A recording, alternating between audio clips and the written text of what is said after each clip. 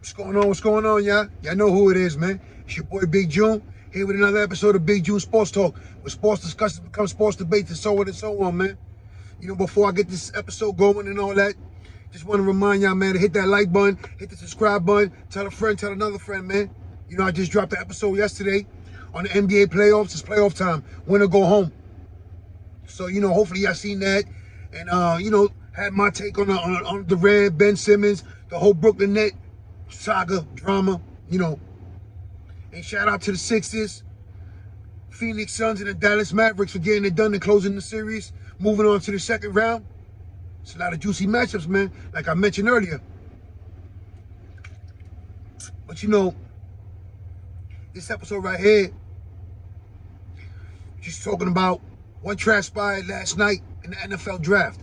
You know, hit you with a little bit of Jets and Giants and overall NFL talk, right? I gotta say, man, you know, I was kind of nervous. I was sweating it out as a Jet fan, me and my son, you know, knowing that Joe Douglas has an infatuation with offensive linemen. So it was just like, you know, is he gonna draft the offensive lineman? Is Mekhi Becton gonna get traded? You know, is this gonna be the third year in a row that he invests a first-round pick on the offensive line? So, you know, a lot of questions, you know, had us nervous. You know, pretty sure I had a lot of Jet fans nervous as well. You know, 2 picks in the top 10. You know, a lot of whispers about the defensive end from Oregon, who at one point was the consensuous #1 overall pick, right? But he slid down and he landed to the Giants at 5. So, you know, they say the draft normally starts after the 3rd pick, right? So I guess after Stingley went to from LSU, the cornerback, went to the Houston Texans, it was basically, you know, the Jets was on the clock. So between the Jets and the Giants, both of them had 2 picks, both in the top 20. So now, here's the question. What do the Jets do with the 4th pick? Do they go offensive line once again? Do they draft the defensive end from Oregon? Or are they going to add some flavor to the defense by selecting Sauce Gardner? You know, again, a lot of questions remain like, wow, what's going to happen right now? So, you know, we there. Me and my son, we nervous. Jets in the clock. Time keeps going. Look at the screen. The pick is in. I mean, the pick is in. Like, wow. You know, part of me wanted Sauce Gardner. Part of me wanted a DE from Oregon. And my mind and my heart is like, please, no offensive lineman. Not right now. Please, Joe Douglas. Not right now. So now, the pick is in. You know, me and my son, we both going ecstatic. We're happy. Oh, we got Sauce Gardner. Like, yeah.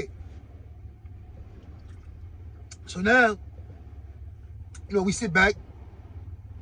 Giants are on the clock. Not really a Giant fan, but was interested and was, you know, just knowing that they had 2 picks as well. So, you know, it was kind of interesting to see how they went about their business, the way they conducted it, right? So, with the 5th pick, they drafted a defensive end from Oregon. You know, the kid wanted to come to Jersey. He wanted to play for one of the New York teams, whether it was the Jets or the Giants. He got his wish. So now, you know, it's time to perform. You know, sometimes they say, be careful what you wish for. But to me, I felt like there wasn't really no real knock on that kid. They questioned his passion and his commitment to football. But if you look at the overall picture, his commitment and his passion for football has landed him in the spotlight to be, at one point, the consensuous 1st pick overall in this draft. So, you know, questioning his commitment and his passion for football, you know, to me, your boy Big June, was kind of foolish. You know, so shout out to the Giants, drafting this kid, and, you know, basically, he got a chip on his shoulder, and he's coming with something to prove. So now, right, got the Giants 1st picks out the way. Everyone's waiting, you know, anticipating who's gonna make that first move. Is it gonna be a blockbuster move? And Philadelphia, boom, they answer this door, right? They answer the call. They acquire wide receiver A.J. Brown for the Tennessee Titans, and then extend them 4 years, $100 million.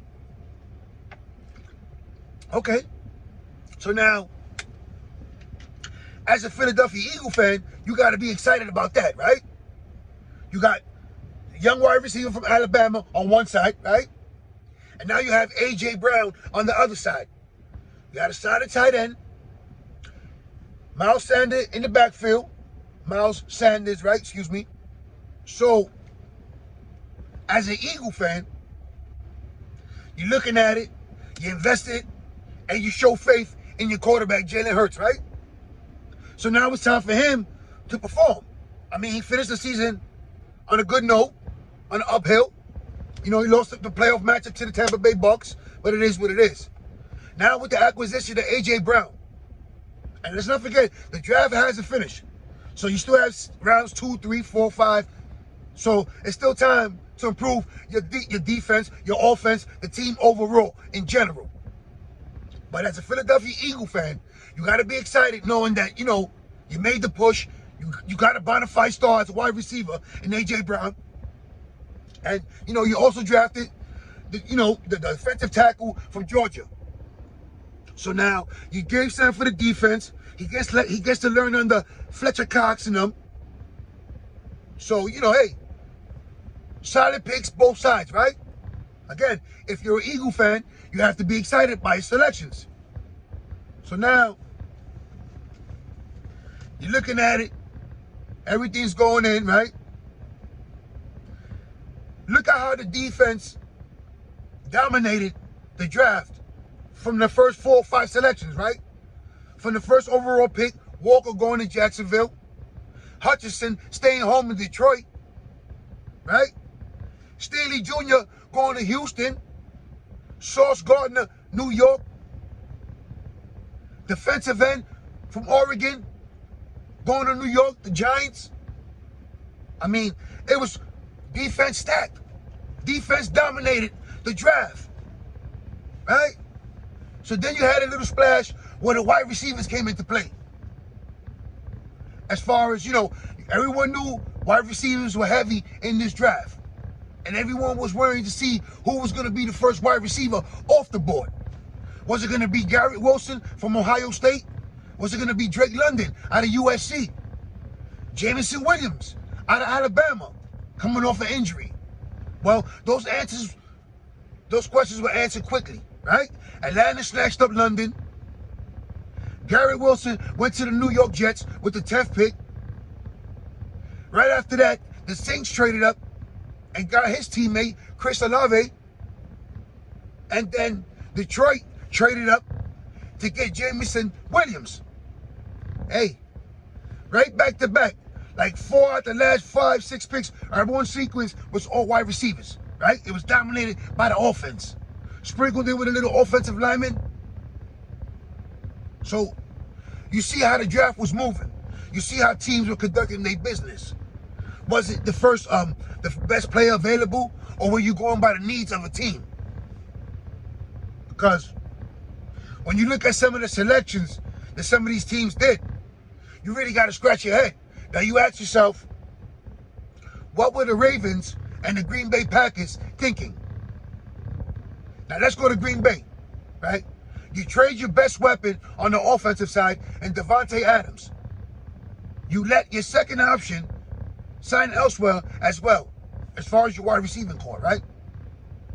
You have 2 first-round picks, and you use both of them on defense.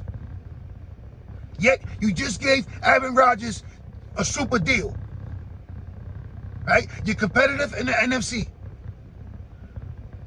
Can't get over the hump, NFC Championship game.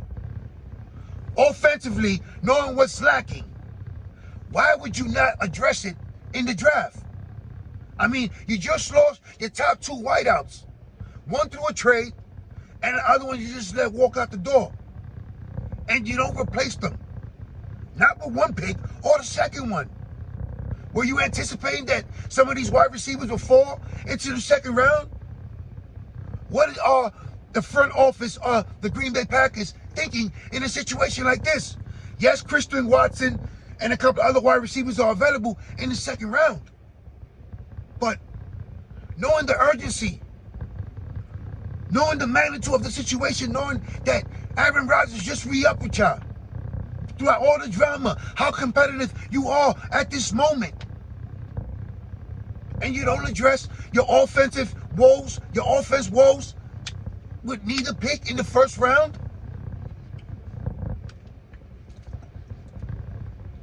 Right?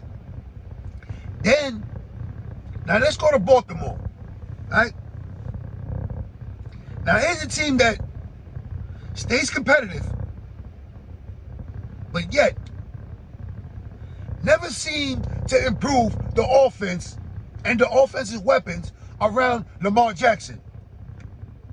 As Lamar Jackson tries to evolve into a complete quarterback who can sit back in the pocket and destroy a defense pass by pass. Yet, you trade his biggest weapon, aside from Andrews, the tight end, and Hollywood Brown, so he can reunite with Kyler Murray. Now, it's funny how I mentioned that one, right? Now, here's the comparison. Not only are they running quarterbacks, but do you see what the Arizona Cardinals are doing for Kyler Murray? They're building him offensive weapons. The line. They traded for the tight end, Zach Ertz, last season. They traded for Hopkins. They signed A.J. Green. Those are moves an organization makes when they're trying to rally around their quarterback.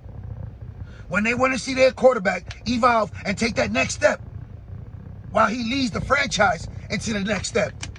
Yet here we are with Baltimore, another team who can make moves, yet won't address the offense or the lack of weapons on the offense unless it's a running back. Yet you still have the criticism for Lamar Jackson and why he hasn't taken the next step in his progression and becoming a full, complete quarterback. Right? So now you got to understand why some of these players do get frustrated, get disgruntled with the organizations.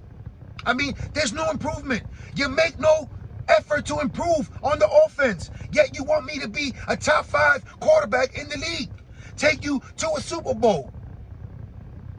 What is Lamar Jackson entitled to do? Take him, the Baltimore Ravens, to the Super Bowl with his legs? I mean, you trade Hollywood Brown. You don't replace him yet. I mean, where do they go? Where does Baltimore go? The lack of weapons on the offensive side, you know, it's crazy. So if you're Baltimore, what do you try to do? Do you try to bring in a veteran, maybe a Julio Jones? Do you try to put off a trade of your own in the second round of the draft? What does Baltimore do? What does Baltimore and Green Bay do with the lack of offensive weapons they have at their disposals for former quarterbacks, former MVPs, right? I mean, hey, it is what it is right now, man. It's just like when you're looking at what's going on, you really got to scratch your head. Just think about the lack of weapons Baltimore has on the offense. So instead of adding, you subtract and get nothing back in return but a pick that you don't use on the offense, or you probably will not use in the future on the offense. Makes no sense. It really doesn't. So now, you know, thinking about a couple of other selections that really didn't make sense, but it did to their organizations that made those selections, right? And we're speaking about the Cowboys and the New England Patriots, right? Let's start with the Cowboys, who selected Tyler Smith out of Tulsa. So maybe they know something that we don't know, or the scouting department of the rest of NFL personnel doesn't know. So the scouting report that I seen, that I read on Tyler Smith, is he's the walking holding call. Led college football and penalties. So he should fit in with the rest of the offensive linemen in Dallas, right? Okay, now you have the evil genius himself, Bill Belichick, selecting Cole Strange, a little-known prospect from a small school, Tennessee Chattanooga, right? Fits his system, fits the philosophy of the offense as far as New England, right? This is coming from the evil genius himself, Bill Belichick. Okay? Again, these guys got to know something that the average scout doesn't. Well, either or, they're running it their way, they're running their show. No need to question what he's doing. Maybe Jerry Jones on the Cowboy side, when it seems like everything Bill Belichick touches turns gold. So, you know, we'll wait to cast judgment on that selection, right? As I'm looking through it, and I'm looking at it, right? Let me talk a little bit Giants real fast. Drafted Evan Neal, offensive lineman, right? But they didn't pick up the 5th-year option on Daniel Jones. So basically, this is the make or break. He needs to prove it if he wants to remain and continue moving forward as the quarterback for the New York Giants, right? There was whispers about the Giants wanted to trade cornerback Bradbury, wanted to trade the wide receiver they drafted last year, Tony. So, you know, they drafted the defensive end from Oregon to help the defensive line, to help the defense. Then they drafted even Evan Neal, out of Alabama, the massive offensive tackle. So, if you're a New York Giant fan, are you happy with your 2 selections? I mean, both sides of the ball were answered, right? You draft from each side of the field. So, as a Giant fan, you really got to feel excited and feeling good moving forward in the draft. You address the offensive line to protect and create holes for Saquon Barkley, who, by the way, is also in a big year as well. Not only for contract, but just to show and prove that he's still an elite running back in this league. So it's a lot of question marks that will be answered. But again, you know, your boy Big June, I would have to say overall, so far right now, Giants, Jets, Eagles are the winners so far of the NFL draft. Right? So, if you notice, I haven't mentioned that one quarterback being drafted in the 1st round until now, when the Steelers selected Kenny Pickett, right? So, some had questions about small hands and could he hold on to the football? Could he really sling it at the next level? Well, you know, apparently Pittsburgh never questioned it. They were looking for their replacement, the next heir to Ben Roethlisberger, right? Moving forward. You know, they had tragedy when Dwayne Haskins was struck and killed in Florida on a highway. Well, he was supposed to compete with Mitch Trubisky and Mason Rudolph for the starting quarterback position, right? So now, with Kenny Pickett in the fold, is he automatically handed the starting job? Or is it still Mitch Trubisky's to lose? I mean, you know, that's a good problem to have if you're the Steelers, right? I mean, it's big shoes to fill coming from a Hall of Famer, Big Ben. But, you know, hey, it is what it is. You see, like, a lot of these teams try to be aggressive to get the player they wanted when they see how the board was particularly dominated by the defense. And other players kept sliding down into the draft due to certain teams grabbing what they needed instead of going for the best player available, right? So, you know, Kansas City traded up and drafted the cornerback out of Washington, right? McDuffie. But like I just mentioned, players were sliding down the draft board unexpectedly. So your general manager has to make a move. Right then and there, do you pull the trigger on trying to acquire more first-round talent? Right there, before they slide down to the 2nd round or before someone else comes and swoops in. Right? Another team comes in and takes the player you desire. Well, Joe Douglas didn't waste no time. Now, did he? Because he handled his business and got back into the 1st round. and selected the defensive end for Florida State, Jermaine Johnson, who was sliding down the draft for no apparent reason, no real red flags. It is what it is. Well, he landed in the New York Jets. So now you have Sauce Gardner, Garrett Wilson, and Jermaine Johnson, all in the first round, selected by Joe Douglas. I mean, you know, I'm a Jet fan. I'm excited. My son is excited. We're looking forward to tonight's second round of the draft to see what Joe Douglas has any trick up his sleeve. It's a lot of premium players still available. So, you know, looking overall of what your team has done so far in day one of the draft, are you excited? And does your team get the approval of your draft selections? I mean, mine's, you know, I'm happy right now.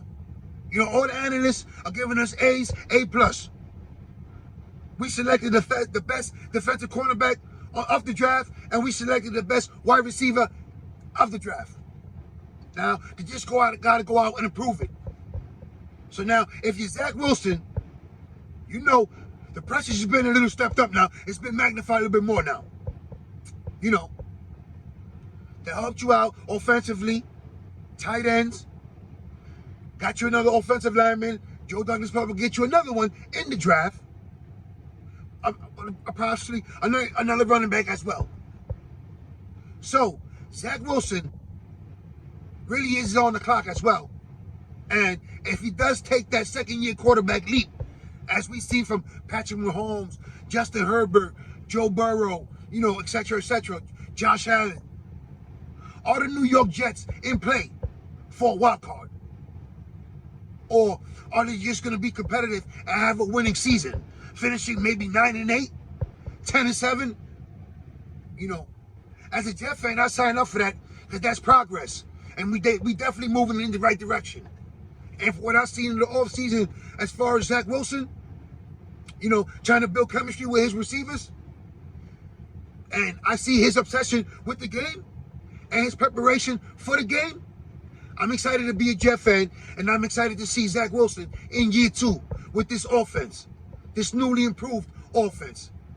And as a Jet fan, you got to be excited. You got to be excited, eager to see what Joe Douglas is going to do tonight. Again, there's a lot of marquee names out there that, you know, slid down the draft for no apparent reason. But it is what it is. You know, this episode right here, I love football. You know, live a Jet fan over 30 years. So a lot of lumps, a lot of losing, a lot of heartbreak. Yeah, I know it. I know it. I experienced it. Trust me. It is what it is. It's still riding. After all these years, still riding. And, you know, I'm going to give my approval so far if they wanted the draft. Joe Douglas, man, you did your thing, bro. You know what? As a Jet fan, super excited to see what this team has moving forward. And, you know, again, Zach Wilson, to me, your boy Big Joe. I'm about to do a Jim Fossil.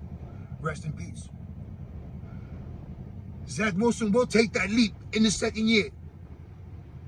And the Jets will make noise in this upcoming season. It's only right because we long overdue. You know what I'm saying? Before I end this episode, don't forget, hit the like button, hit the subscribe button, tell a friend, tell another friend. Let them know. Listen, you can come on it, argue, discuss it, debate it, whatever you want to do. Hate on the shit, I could care less. Just come on down. It is what it is. In this sports world, this is real talk over here on this side. And, you know, shout out to everybody who's been showing me love. All my family and friends out there in New York. Stay safe, stay sharp, stay blessed, stay alert. Hit that like button, hit the subscribe button. Check out, it's playoff time, man. We're going to go home. And this NFL draft preview so far, you know what I mean? Jets, Giants, Eagles, looking like winners from day one, man. It's your boy Big Joe, man. I'm out of here. One.